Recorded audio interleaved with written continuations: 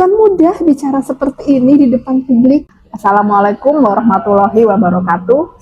Alhamdulillah, setelah saya upload konten kemarin, saya menerima banyak sekali respon. Ada yang menasehati dengan lembut, ada juga yang sampai mengancam. Izin, di video ini saya ingin menanggapi, bukan dengan emosi, tapi dengan ilmu dan hati yang tenang. Karena saya sadar, banyak yang belum memahami arah dari konten saya sebelumnya. Bismillah, jujur, tidak ada sedikit pun rasa sakit hati atau benci saya terhadap LDII.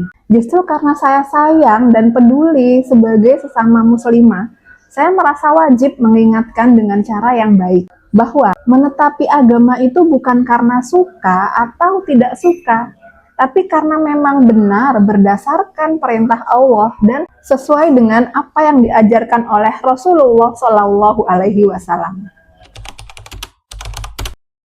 Kalau perintah yang jelas-jelas maksiat, memang selama saya di LDII saya tidak pernah mendapatkan. Tapi pemahaman yang saya terima membuat akidah saya rusak. Kami dulu diajarkan bahwa muslim di luar LDII itu belum sah Islamnya. Bahwa ketika kita sholat di masjid umum yang imamnya bukan LDII, itu sholatnya nggak sah. Akibatnya, selama 35 tahun ini, saya dan suami saya tidak pernah merasakan fadilahnya sholat berjamaah di masjid-masjid umum. Apalagi saya dan suami itu pekerjaannya memang lebih sering di luar. Jadi ketika kita mendengar adzan, kami tuh justru menjauh, menunggu saudara muslim lain selesai, baru kami masuk. Kalau memang terpaksa ikut sholat berjamaah, kami harus niatnya sholat sendiri. Dan lama-kelamaan ini membuat kami tidak nyaman. Akhirnya kami memilih meninggalkan waktu sholat berjamaah. Maka di sini saya ingin bertanya, apakah pemahaman yang seperti ini yang membuat seseorang menjauh dari jamaah kaum muslimin ini dikatakan benar? Alhamdulillah, kami bukan orang yang dititipkan banyak harta oleh Allah. Jadi tidak ada yang perlu kami tuntut. Tapi 35 tahun waktu ibadah kami, itulah yang sebenarnya kami sesali. Tapi saya yakin ini adalah bentuk cintanya Allah. Kalau saya harus diproses hukum karena menyampaikan kebenaran ini, maka seharusnya MUI juga harus diproses. Karena saya mengetahui bahwa ada pemahaman yang keliru di LDII itu bukan dari opini saya pribadi, tapi dari buku resmi yang diterbitkan oleh MUI ini, yang berjudul Menuju Paradigma Baru LDII.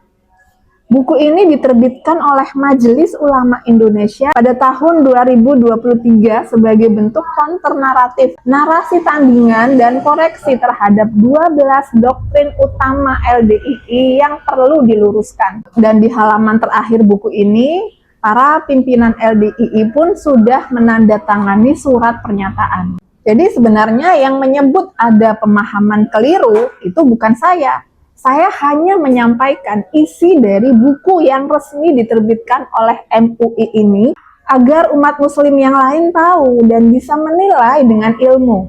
Teman-teman saudara-saudara yang masih di LDII, ayo berpikir menggunakan akal kita. Subhanallah, kalau tujuan saya hanya mencari penggemar, saya tidak perlu membahas hal yang sensitif seperti ini. Alhamdulillah, Allah sudah cukupkan rezeki dari konten yang lain. Video saya sebelumnya di TikTok ada yang tembus sampai 90 juta views-nya. Dan di YouTube ini pun ada yang lebih dari 200.000 kali. Jadi, saya nggak butuh sensasi. Saya buat konten ini karena saya ingin dicatat oleh malaikat. Bahwa ketika Allah mendatangkan kebenaran, saya tidak diam. Saya ingin Allah melihat bahwa saya sudah menyampaikan dengan niat tulus karena cinta kepada saudara-saudara saya yang masih ada di LDII. Alhamdulillah, saya tahu banyak yang keluar dan memilih diam. Tapi saya yakin alasan teman-teman yang lain itu bukan karena mereka ragu apakah kebenaran itu benar atau tidak. Karena mustahil seseorang meninggalkan keyakinan yang sudah puluhan tahun tanpa dasar ilmu yang kuat. Mereka mungkin diam karena takut atau mungkin belum siap bicara. Tapi saya yakin, kalau Allah sudah memberikan kesempatan untuk menyampaikan, tentu saudara-saudara semua akan juga berbicara atas kebenaran ini. Ya, kalau yang dimaksud deblek itu adalah hidup susah, lapar, tidak punya apa-apa, maka Rasulullah Shallallahu Alaihi Wasallam pun pernah hidup seperti itu. Beliau bahkan pernah mengikat perutnya dengan batu karena lapar. Tapi bagi saya, deblek yang sebenarnya adalah ketika seseorang hidup tanpa bisa merasakan nikmatnya keimanan. Ketika hati kita kering, tidak bisa menangis karena takut pada Allah dan jauh dari zikir. Justru saya melihat banyak saudara-saudara saya yang keluar dari LDII kini hidupnya makin tenang, makin dekat pada Allah, mati tidak terurus. Inilah salah satu bentuk ketakutan yang dibangun dalam pemahaman lama LDII, bahwa kalau di luar LDII nanti tidak ada yang mengurus jenazahnya. Dan dulu saya pun berpikir seperti itu. Jadi saya beramal bukan hanya karena Allah, tapi karena saya takut nanti ketika saya meninggal, tidak ada yang menguburkan saya, tidak ada yang mengurusi jenazah saya. Tapi setelah saya belajar tauhid, saya sadar ini pemahaman yang sangat keliru. Saudara-saudaraku, hidup dan mati kita sepenuhnya urusan Allah. Tidak ada satupun yang terjadi di atas muka bumi ini tanpa izin Allah. Maka tugas kita bukan mencari siapa yang akan mengurus jenazah kita, tapi memastikan bahwa Allah ridho saat kita meninggal. Dan karena kalau Allah sudah ridho, maka seluruh bumi pun bisa menjadi saksi kebaikan kita. Kalau saya jujur, perjalanan ini tidak mudah untuk meninggalkan sesuatu yang sudah menjadi bagian hidup selama 35 tahun. Teman, keluarga, bahkan sebagian besar kenangan saya, semuanya ada di sana. Tapi saya belajar bahwa ketika Allah menunjukkan kebenaran, tugas kita bukan menawar, tapi tunduk. Karena hidayah itu tidak datang dua kali dengan cara yang sama. Dan saya takut, saya benar-benar takut kalau suatu hari nanti Allah tidak lagi menoleh pada saya. Karena saya menolak kebenaran yang sudah Allah datangkan tepat di depan mata saya. Bukan mudah bicara seperti ini di depan publik. Saya tahu resikonya akan ada yang mencaci, akan ada yang menjauh.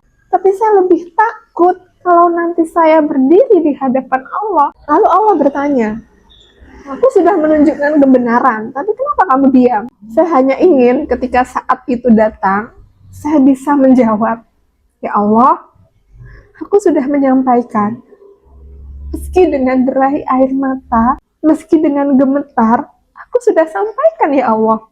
Karena saya tidak ingin mati dalam keadaan membawa kebenaran, tapi tidak pernah berani menyuarakannya. Saya ingin mati dalam keadaan jujur pada Allah.